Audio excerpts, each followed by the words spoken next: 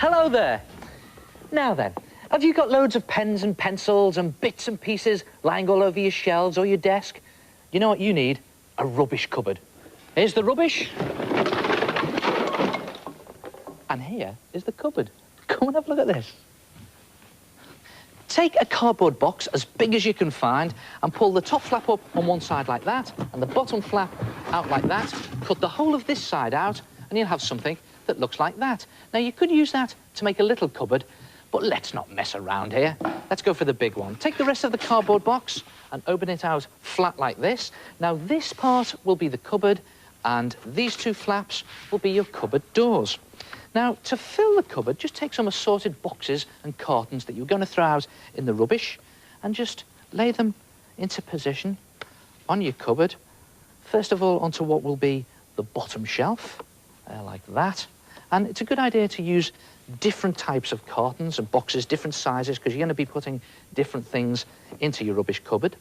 And then do the top shelf, just putting them into position where you think the top shelf is going to be. And you notice here, I've just neatly trimmed the edges of the boxes, like that, so I can get things into them without hurting my fingers. And don't forget, if you're going to use plastic bottles, wash them out, otherwise they'll really pong. Now, when you've got your top shelf into position and you're happy with it, just draw a line underneath the boxes, like that, just to show you the position of your top shelf. And then move your boxes off your cupboard, top and bottom, and then put the rest of the detail of your cupboard in. So, OK, I'll complete that shelf. That's the top shelf. Now the bottom shelf will be down here.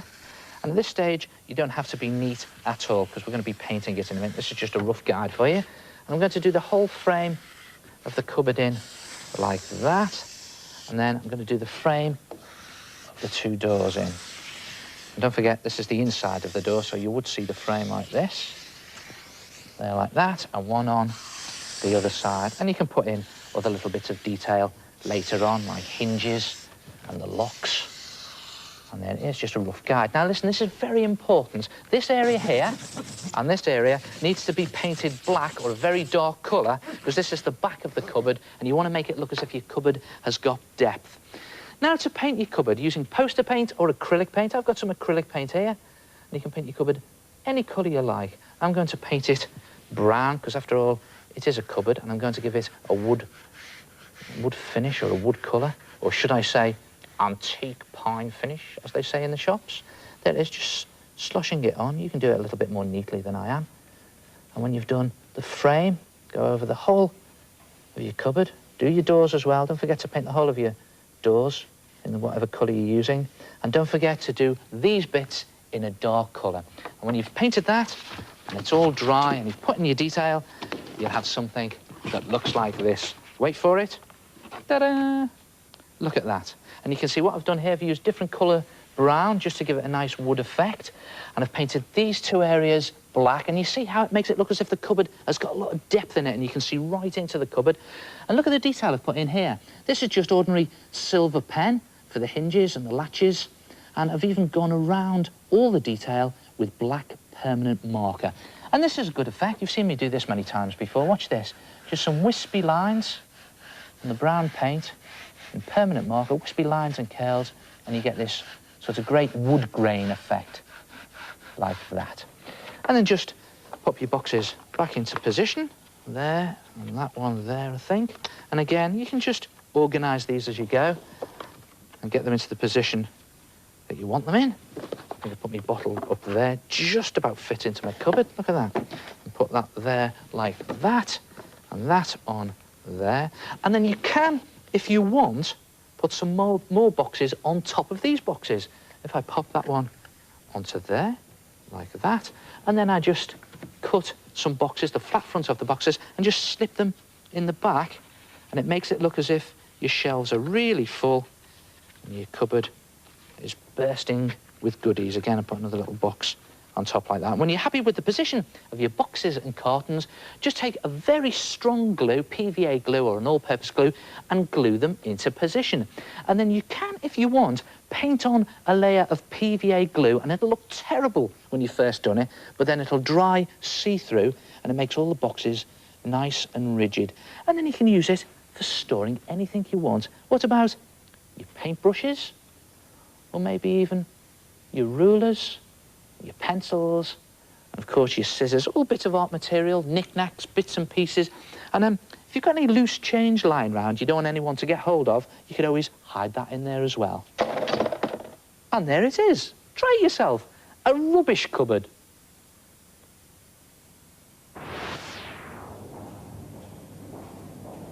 Hello, it's me again, the head. That's very effective, is that? A rubbish cupboard. And all you need is a cardboard box, paint, PVA glue, and lots of rubbish. Oh, one word of advice. Look out for suitable small containers and boxes before you make the cupboard. Otherwise, you'll end up with an empty cupboard.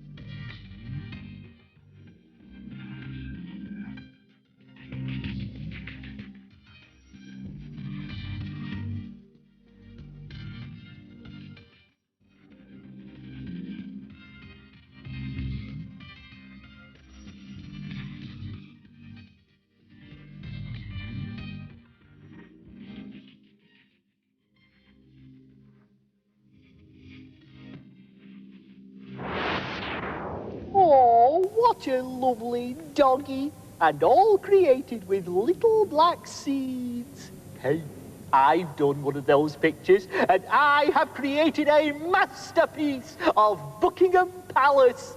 Have a look at this. Oh, no, not again.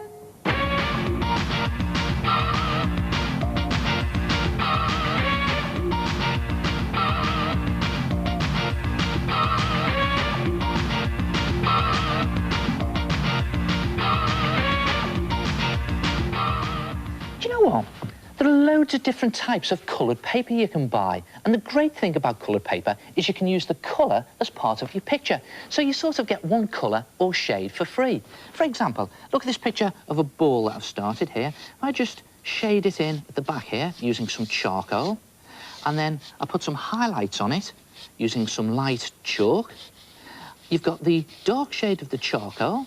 You've got the light shade of the chalk, and you get these medium shades of the coloured paper for free.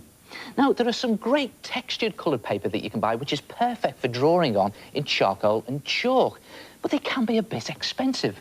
So this is what I do. I tear off a strip of scrap cardboard from a cardboard box, and it's got a great texture on it for drawing on, and you can also use the colour of the cardboard as part of your picture. So, OK, I'm just going to start to block in the detail on my picture. Just very sketchily doing it. Now, this is something the old master artists used to do many years ago. People like Toulouse-Lautrec. He would just grab any old piece of board and use the colour of the board as part of his picture. And you know Toulouse-Lautrec, he's the one that did those fantastic sort of French posters. And you know, this is something else the old masters used to do. If they made a mistake, they wouldn't use a rubber to rub out. They'd use some ordinary bread. And it really is a good rubber. Just watch this. I just rub that corner there where I've made a slight mistake. I want to alter it. And just blow the bread away. And there it is. It's gone. And it's as good as a rubber. You could even use it for pencil. And just continue blocking in the shapes of my picture. Like this. And again, I'm just doing it very light with the charcoal. And it's very wispy. I love this effect, you know. I love drawing in charcoal. It's sort of, it almost does your picture for you, doesn't it? It makes it look very arty. Never thought I'd hear myself saying that. I don't like things that are too arty. But watch this. If I put some more detail in onto my picture now, using my charcoal. Just a bit of hair around there. And maybe a sleeve there. And again, you don't have to be too neat with charcoal. I think if you start to be too neat with charcoal, it really does spoil the picture. And yeah, I bet you've guessed what this is by now. There it is. That sort of gives it away, doesn't it? I don't know who it is, though. I suppose with the long hair, it could be Agassi. Although he probably changes his hairstyle by the day. So there you go. A little bits of detail in on the socks down there. And again, just gently stroking the charcoal across my picture. Now I'm going to put some shade in. I'm using the charcoal on its edge here. And what I'm doing is I'm just looking for those areas that the light can't get to. So if the light is shining from this direction on my picture, all these edges will be in shadow or shade. That's it, down there like that. And again, not being too particular about it, just letting the charcoal sort of dances across your picture, and it does the picture for you. Look at that. And now just add some highlights in with a little bit of chalk, maybe across there, these highlights where the sun or the light can get to. There, across there like that, maybe a bit on his racket. Because that'd be glistening in the sun, wouldn't it? A bit up there. And just around his bottom there, like that. Down there. And on his socks. And you know, this is something you wouldn't be able to do on white paper. That's the beauty of coloured paper or card. You can add highlights in using white chalk. And I'm not going to do too much. There it is. Just finish it off, maybe put some shadow down the bottom. So you've got the darker shade of the charcoal on your picture, you've got the lighter shade of the chalk, and you've got the medium shade of the cardboard for free. Try it yourself, a 3-shade cardboard picture. And to think that most people just throw cardboard away. Hey, I've done a picture on cardboard, and it is brilliant. Wait till you see this. There you are. Cardboard box. Oh, and too much.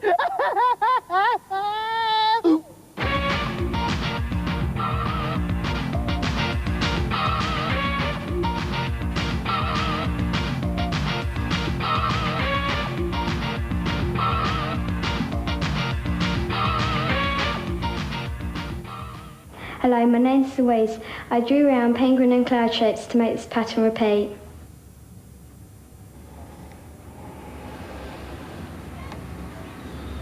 Hello, my name is Matthew.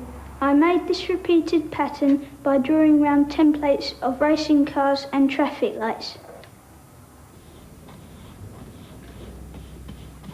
Hello, my name's Isabel and I cut out templates of fish shells and seaweed and drew around them and painted them to make this repeated pattern. Ah, now see that? Isn't it amazing how such a simple repeat pattern can create such an effective design? Well, to do that, just take a piece of scrap cardboard and draw two very simple shapes. Now, I'm just going to draw the Art Attack paint splat and a big Art Attack paint brush. I'm not going to put too much detail in, just keep it very simple. And when you cut those shapes out, you have two shapes that look like this. And then just get a big piece of paper, as big as you can find, any colour you like, and place the two shapes in the top left-hand corner like that. And then just draw around them, holding your shape firmly in position. And all the way round, back to the beginning.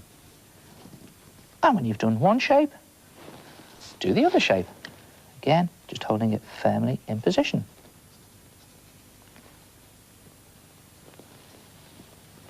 There we go. And when you've done both shapes, just move them one to the right. Draw around them again and keep going over the whole of your paper. And when you're finished, you'll have something that looks like this. There it is, a repeat pattern. And now put your detail in, but don't put too much in. Just a couple of lines there. And what else did I do? Oh, yeah, the bristles on there. And then you could colour them in. I'm just going to use felt tip pen for this. Do it very quickly. You could paint them. That might be a bit quicker, actually. A bit of grey in there, I think, like that. And then the brown for the bristles of the brush. And again, don't use too many colours. Just keep it nice and simple. When you've coloured the whole of your pattern in, you'll have something that looks like this. There it is, a repeat pattern. And there are loads of different shapes you could try, but keep it simple. What about a cat and dog? And that gives this repeat pattern. Ah, that's a good one. Or what about a train and a cloud? And that gives you this repeat pattern. Ah, that's a good one as well. And do you know what I think they look like? I think they look like wallpaper designs. All right, then, let's try that out. Let's see if they really do look like wallpaper. What about some Art Attack wallpaper? God, imagine that in your living room. What about some cats and dogs wallpaper? Yeah, that's good. That'd be good in a bedroom. And what about the trains and clouds wallpaper? Ah, good for the bathroom. Try it yourself. Design your own wallpaper with repeat patterns. And I'll see you next time. Ta-ra! Stick around for the case of the lost lunch next. Someone at X Middle School is stealing all the kids' lunches, and even Fillmore is under suspicion.